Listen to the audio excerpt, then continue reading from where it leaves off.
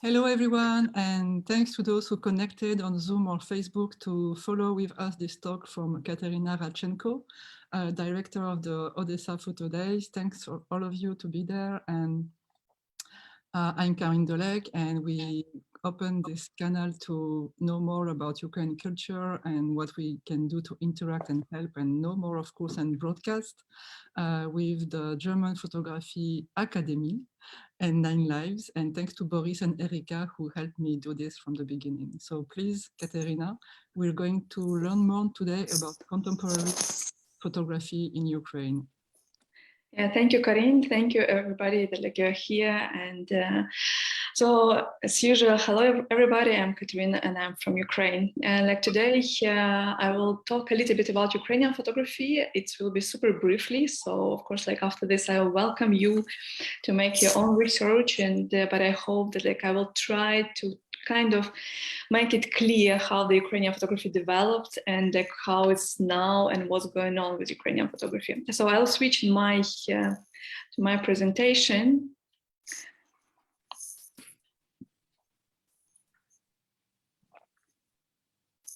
So here we are. The idea was to talk exactly about the contemporary Ukrainian photography, but I understood that to talk about the contemporary, it's important to understand how the history developed, and actually why Ukrainian photography still it's not so visible in the international level. And for this, my proposal is jump a little bit to the history and to understand actually how it was developed during the different centuries, just briefly to see this different times and different periods of time. So first of all, this is Ukraine, the territory of Ukraine, and Ukraine is super small compared with Russia. And from actually 1918, Ukraine was all long time on the shadow of Russia. First it was Soviet time, and then from 1991 it was the 30 years of developing the identity of Ukrainians. But also, I would like to mention that the war which we have right now with Russia, it's it's a long war. It started long time ago, but also it was not only the physical battle, but also it was a kind of fight in the different levels, and as well on the cultural level as well as the photography level. Because first of all, when Soviet appears, as Soviet Union appears, of course, the identity as Ukrainian photography or Ukrainian artist just didn't exist. It was the Soviet photography, it was a Soviet artist. Doesn't matter where you've been born, doesn't matter where you are from, doesn't matter what you're doing. It was important to create this myth of the powerful country, of the powerful union with new identity. And of course, this identity was controlled by the different institutions, and it was controlled what kind of messages you bring through the photography.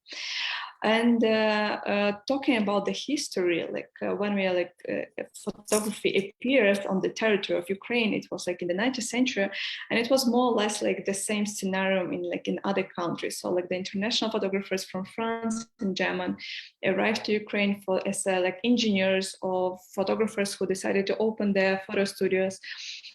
And step by step, this new technology became available for the Ukrainians. They started to open their studios.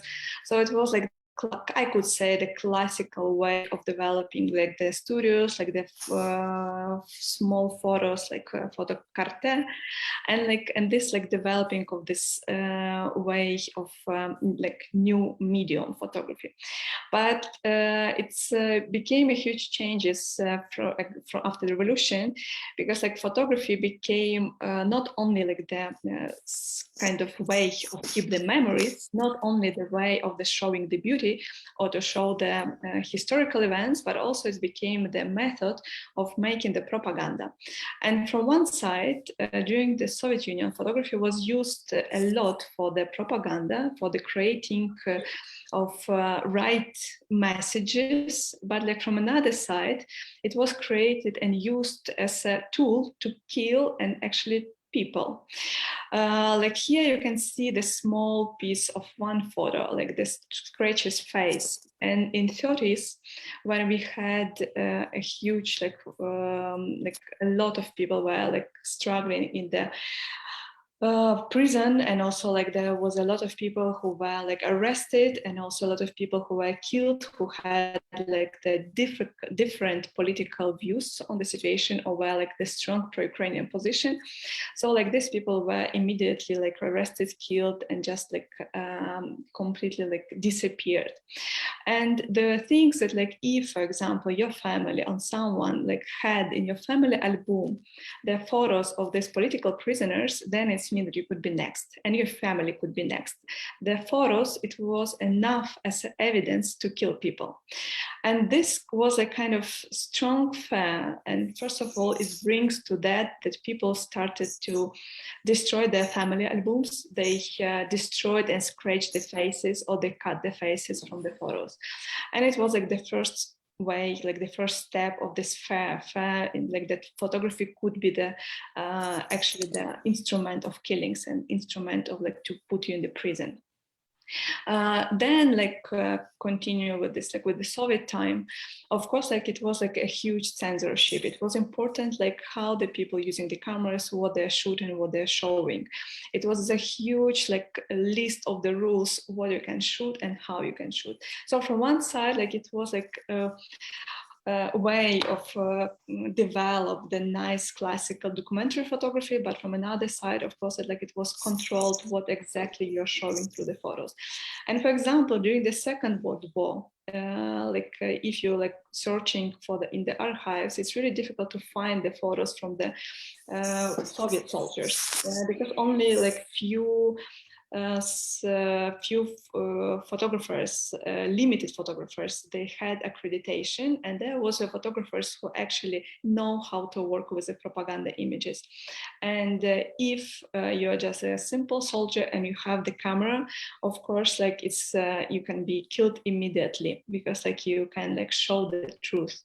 And that's why it's much more easy and like to find the photos from the German or Austrian soldiers, officers, than from any Soviet like soldiers. It was actually also another fear, like the fear that like you can show the truth and you can be killed by this truth. And then like not long time ago, 8 years ago, like in 2014, when the war starts in Ukraine, actually the museums in Donbass and Lugansk, they were occupied and completely destroyed.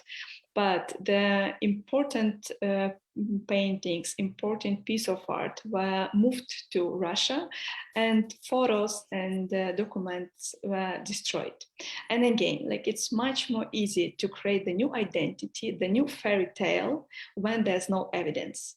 And it was used like already this strategy by Russia, like when they started to talk about the Donbass, it's Russian part. Like it was used exactly in this way, because actually historically, when we check the documents, we still can find limited numbers, but there exist limited numbers of the photos which shows that before the Soviet time, this part, it was a completely like Ukrainian people lives there, because there was a national dress, and it was like it's this evidence that they actually stayed in this territory.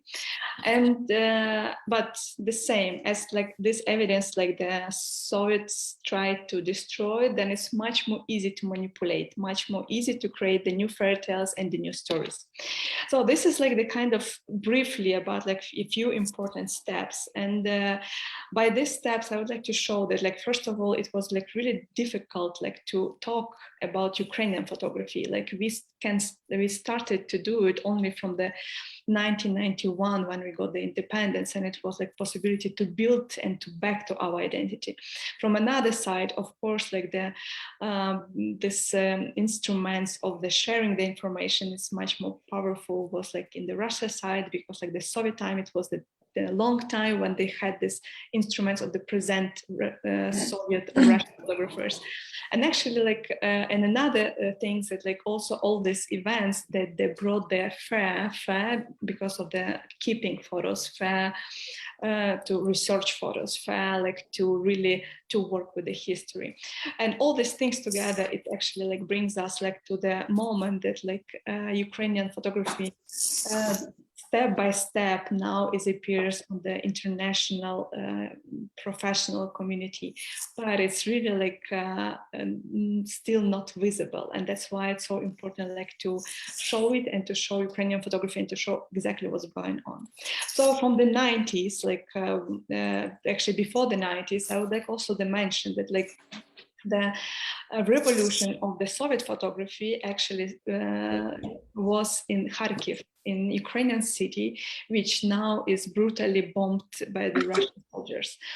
And it starts in the 70s and 80s. The group of Ukrainian photographers, they decided to make the cultural revolution. And there was the step like to do something different and to show the real stories from Kharkiv using the media as photography.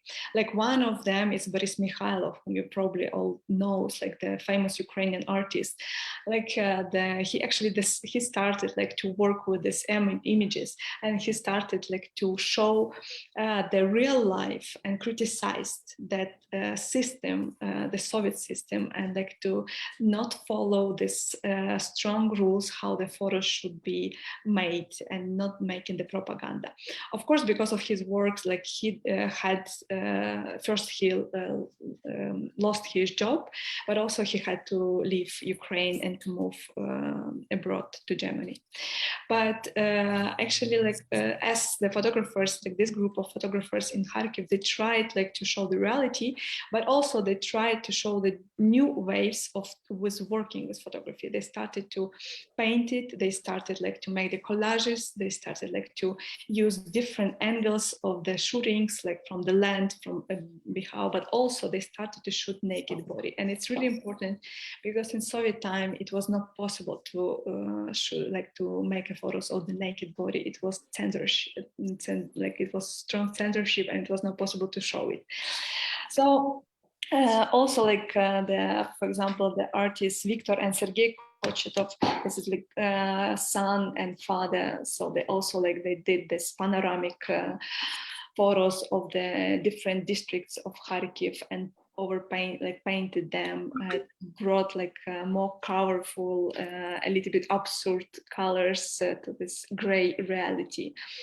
And then Alexander Suprun, he did collages, incredible collages, but also like to show a little bit like absurd of the situation, absurd of the living in Kharkiv and in the Soviet time. It's like because like if you know, like in Soviet, it was important to show how strong is economy, how strong is the people. So like he used this method from one side, but also like he like make the absurdic connotation and absurd images about. And another artist is Roman Petkovka.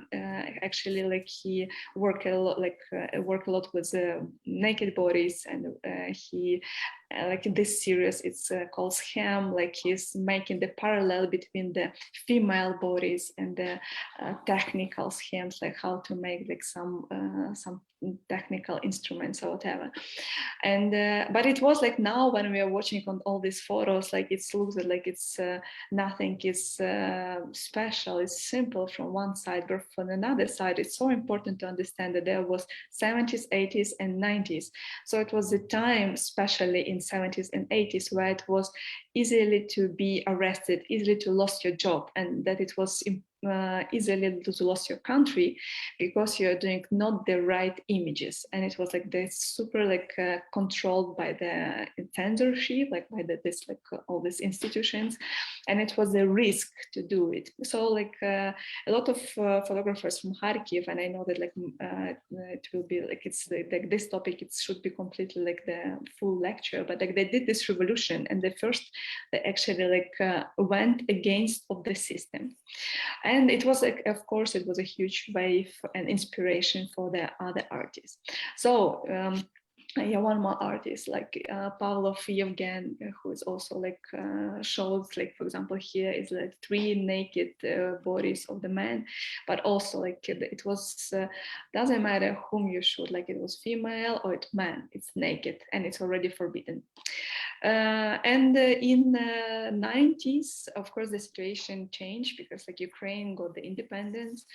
And from one side, like it was the moment when it was possible like to create more or less whatever. But from another side, of course, like it was like the problem that like a lot of artists didn't have the knowledge, and but like the borders already were open, and it was the open borders for the getting information and for the getting the new sources to work. And in this moment when actually we just like got the independence, like there are a lot of artists, mostly it was the painters, who decided to use photography in a different way, more like making the experiments and really like to improvise, like to try to use different medias, to try to see on the photography from the different angle. And this moment it was interesting because like actually a lot of artists, they switch to the media art, they switch to the video, photography, performance. All these medias, it was like new for Ukraine, and so it was like the way of also like to try something new. And for example, like artist Vasyl Tsagolov, he is based in Kiev right now, and he like did this physical collages, because like you can see, for example, these pieces of red, this is like the meat, pieces of meat which he put in the aquarium, and like he created this small story inside of his aquarium. And it was interesting because it's a reflection on that movies which started like appears like in Ukraine, because of this, like before the 90s, of course, like we had like limited information and limited possibility to see like different movies and different art things. This like another his work which he made in 1996 is soft horrors, and actually it has a reflection to the story that like in 90s in Ukraine we had like a lot of people became super poor, but in the same time a lot of like some people became super rich, who like actually had the chance to be on the right place, or like to sell something, or like in the right moment. And these rich people, they started like for them it was important to show their money, and one of the symbol of the showing money, it was the golden crust, when they what they always like having here. But like it's not about that there was religion people, it was about to show that they are rich, and to show by this a big chain and the big cross that they have here was golden. And it was a story that like once like one of this guy wanted to buy this cross, and he asked, can I have this, the biggest one with this gymnasium guy, with this sportsman guy? And he even didn't know like who is on this cross. So like Vasyl Tsagolov decided to make the reflection and to reflect on this story and to make the photo in it. Another artist like Arsen Savadov as well, he's now working mostly with as a painter, like he's artist, but like he in 90s he used a lot of media photography, and here we can see his series of work which called Donbass Chocolate. And actually this is you can see this dress of the ballet dancer, but of course like this is quotation of this one lake. And this reflection has connection because in the 90s, when we got the independence, when the putsch was in Russia, actually like that it was 24 hours on the TV, it was only one lake. So it was like the moment and the symbol of the changes. So he reflected on these changes, and he's showing this, but also he's showing this in a different way, in a little bit brutal way, and he's using the workers, miners in Donbass. And another his series, like it's Fashion at the Graveyard, like the same, it was made by the end of 90s. And this is like the time when, how I mentioned, we got the access to the movies and to the magazines. It was difficult, like it was not so easy to buy it everywhere, but like we had the black markets. And of course, like there was access to these fashion magazines. So again, like he's making the parallel to these fashion magazines, but he's doing completely different like different visual story, because he is asking the models to pose, but in front of the the fresh graves, or like the fresh, like on the when this I don't know how it's called, but like when the people staying with their death relatives. And actually also you can see that like there's like the small text down, and this on this text he's writing the how much this dress cost. So it was again like a reflection on the new things which appears. And but in the same time, like a lot of artists, they moved and they to the photography in 90s. But in the same time, it was Kyiv, for example, always was the capital of the documentary photography, the classic documentary photography. And again, like the artists, like they continue to make their stories, but the topic were changed. If before the 90s, it was important to show the good life, the like the strong people, the power of the Soviet Union. So in 90s, it was possible to show the truth. And actually, Alexander Gledelov, it's like one of the main documentary photographer from Ukraine, from Kyiv, and he did, for example, like the series about homeless people, like homeless kids, and also it was a phenomenon for the 90s, because a lot of kids appears on the streets, and he did this series to show their stories, to show their lives. So like. Talking about like this main centers, like we can say that like Kharkiv, it was like the place of this new wave to create the new photography and the revolution place. Kyiv, it was like kind of center for the reportage and documentary photography, and also because it was like the center of the events, and it was and it still is, and because of course like it was like give the reflection to the artists. And in 2000s, it was already like different switch, because like the new generation of photographers comes. And how I mentioned last time, like in Ukraine, it's really difficult like to get the education as a photographer. And so like you can only search online, or like luckily travel nowadays, but like it's not possible like really like to develop your skills in the university, or like to make the researches like with together with tutor or whatever. So Ukrainian young generation photographers, they're working mostly with the three topics. Like the first one is body. The second is like it's social political reflection, and the third is reflection on the surrounding, like the visual, like this connection to the visual surrounding around us. And I will show you just a few artists, as we don't have too much time, but like this is give you some kind of understanding. So like the first one is Sasha Kurmas. It's the artist who is based in Kyiv, and actually he is working with the different medias, but like he's like, but a lot he's working with the photography. And in his series Wasted Years, actually he is showing like his daily life. And the things like how I mentioned in Kharkiv, it was like a moment when the photographers started like to focus on the naked body, but the same it was in 2000s, because like still the topic of the body, of the sexuality, it was so forbidden, so long time forbidden, that it still need to be researched, it still need to be reflected on it. And also like Ukraine luckily is not like so religion country, but still is like there's a lot of movement of the religion. So it's also like still some small censorship exists like in certain places, but of course like generally it's not. But still for the young generation, it's important like to make their own research and to understand this sexuality and body. And quite often they're using photography as a way to use it, because like still like young generation, they're kids of the generation who was raised in the Soviet. So this is like still everything is connected. So the Sasha's works like is he's showing the city around, like the places where he is living, and but also this everyday life of the youth in Kyiv and in Ukraine. And Another artist, Vyacheslav Polyakov, how I mentioned like this, like different direction is reflection on your surrounding.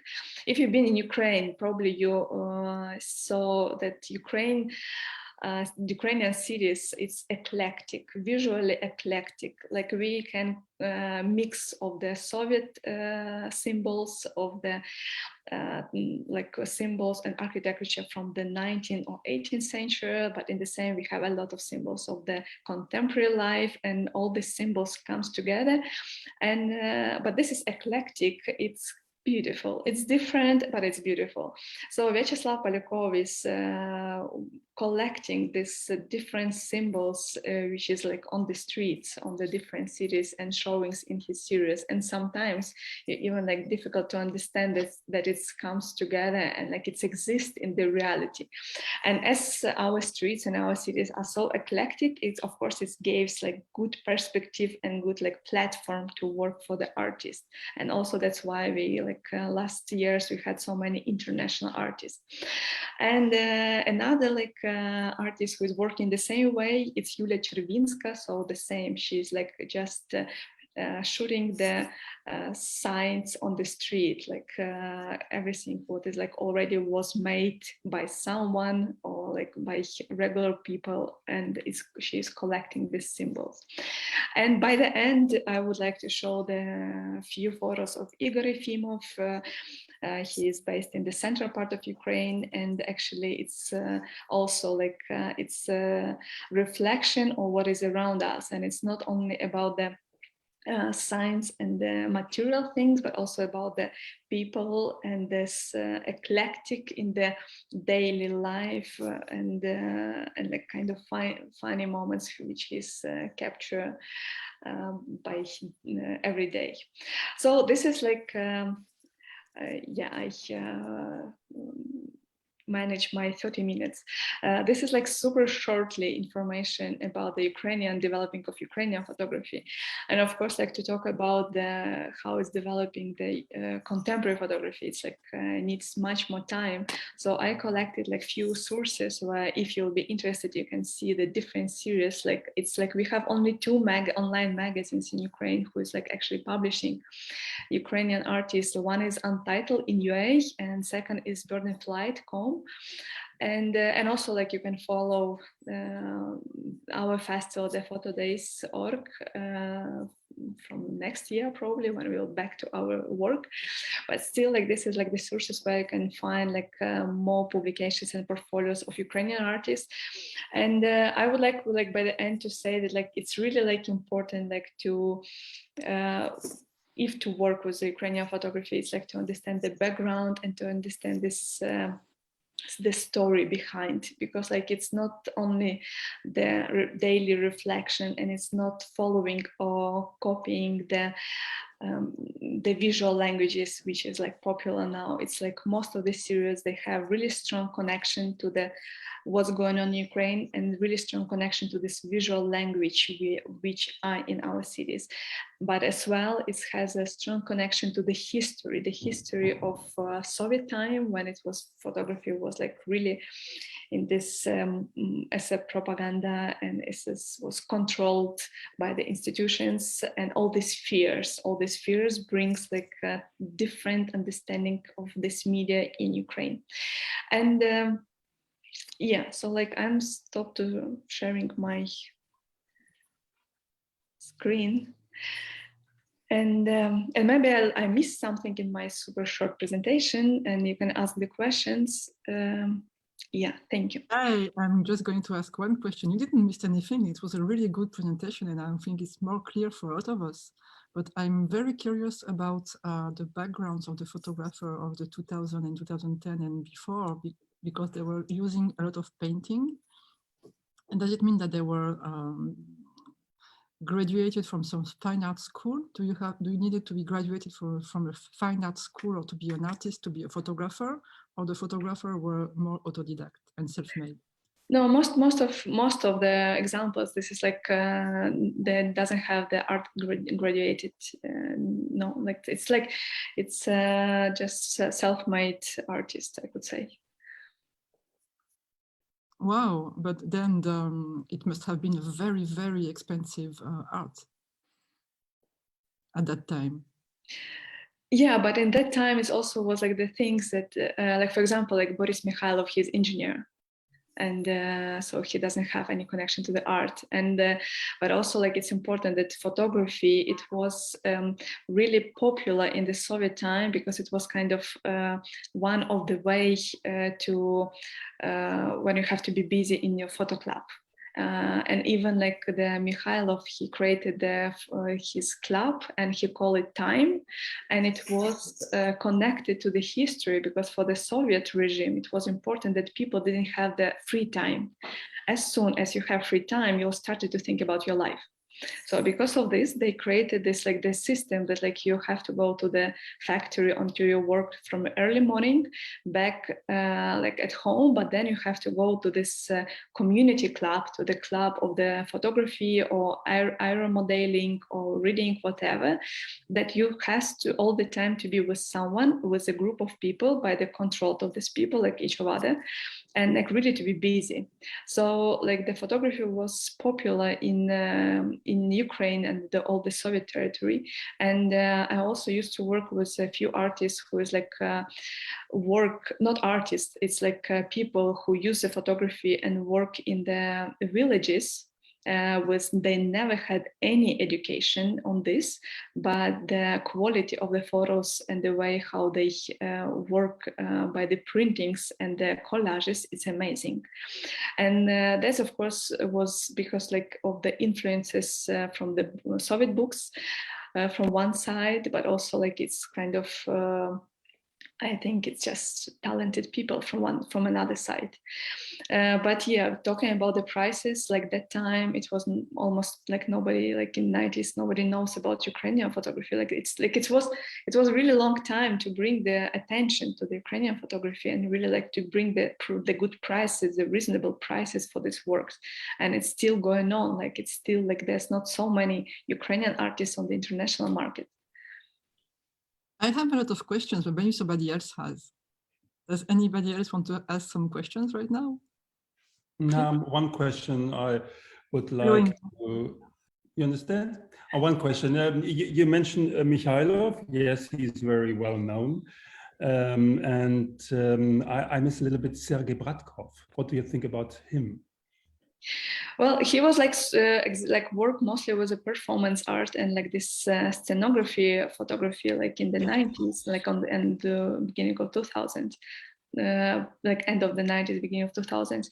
But now he's actually moved to Russia, and now he's teaching in Russia in the Radchenko school.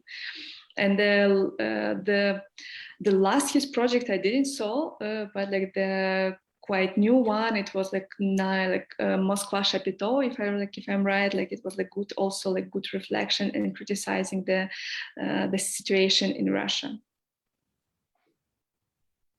Yeah, he's presenting, like he's sometimes presented in Ukrainian art scene as well. But actually, I would like to say that like in my presentation, I miss a lot of artists from Kharkiv. And I also wanted to ask you something we talked about right before the talk, that we need to talk about how today's photographers don't have their archives with them, and how to interact with them right now, because it's contemporary, but it's also today.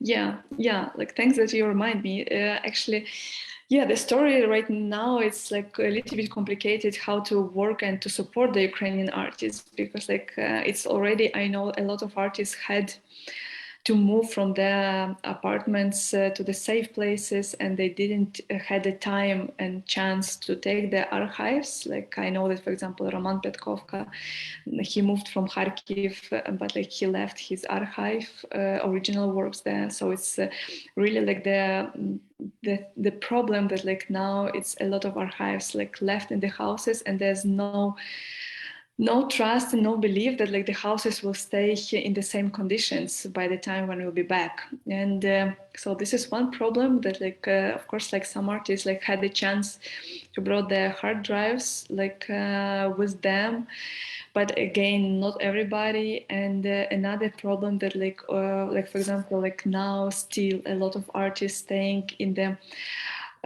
like in the zones where there's no internet, or where like this air alarm is every hour and it's not possible actually to share their files. So like right now it was already like a lot of institutions asked and wanted like to have the contact with the artists, Ukrainian artists, to show their works and like or to have any comments. But it's really complicated because like how I mentioned, like not everybody has access and possibility like to talk, but also like not everybody has access to the files. So in this that's why actually like I decided like our like festival and our team of Odesa Photo Days, we decided like first of all like that we are collecting the photos from the wall line.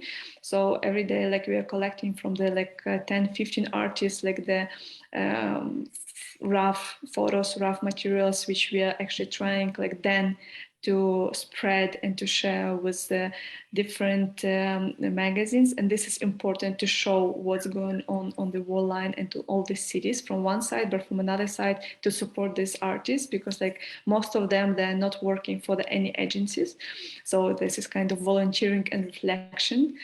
And from another side, we are also like trying like to provide different publications or exhibitions with contemporary artists, but like also like only we are working with the files which we have as a festival from one side, but from another it's important like also like to collect, like to have a feast for the artists, because like a lot of them like now it's like doesn't have work. So it's also like it's not the time only to show Ukrainian photography, it's also the time like to like to help and them in the way of the some supporting, but also like we did like for example a few exhibitions nowadays, and we try like to collect the donations and then these donations to spread to the artists who needs or to the volunteering service which need to be which needs in Ukraine.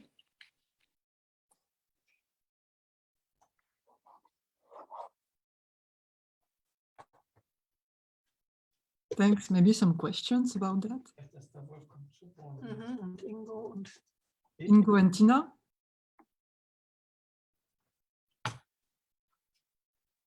Yes, there was a comment by Tina. Maybe Tina, you would like to talk.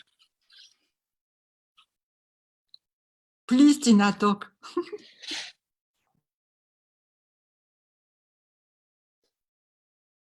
Well, if not, I can just read it. She says... Okay. Here I am. Hi.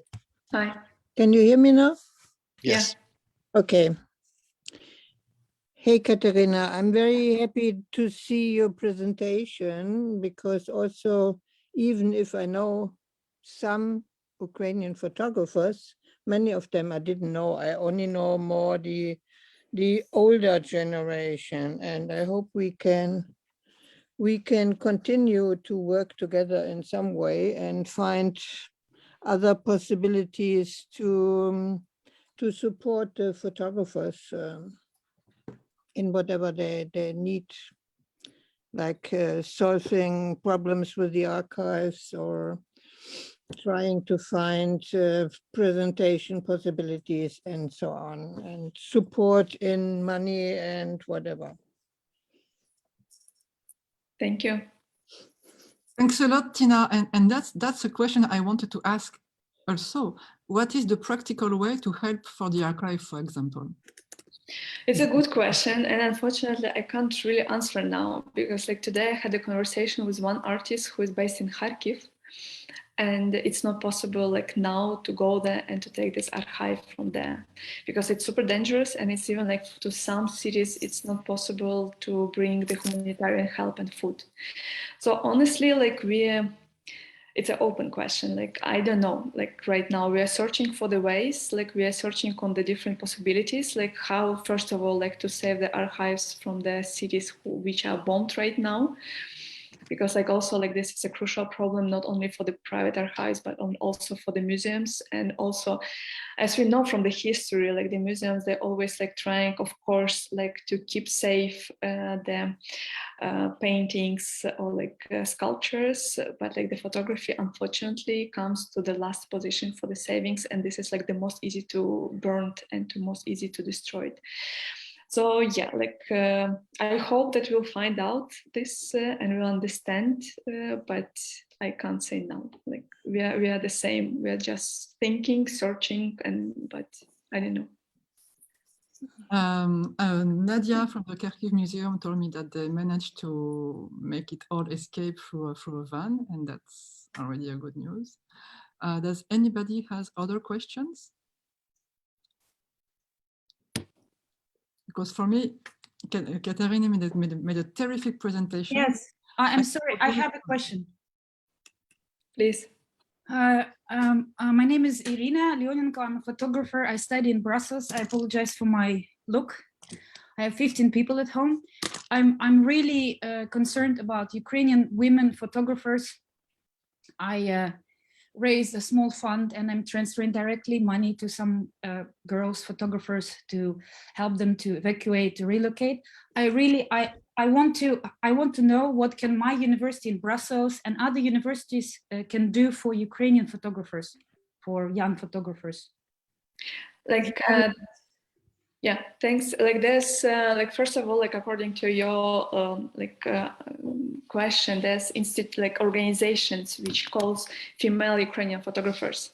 The group exists in Facebook. So like now they're trying like to collect the money through the NFT art, but also like it's possible like to make direct donation to them. It's like one way. Another way, like now we have like the few organizations who is like searching money for the Ukrainian artists. And for example, we are collaborating with one NGO like who is helping to us like to search money for the photographers who's on the front line, because like how I mentioned, a lot of them now are like not having the stable job and they are volunteering. So we would like to collect some money to help them and like to kind of share some money for them. So like you can like write me directly if you want, and you provide like these different institutions, and then you can decide it to which one and all to be like in touch with them or where you would like to transfer money.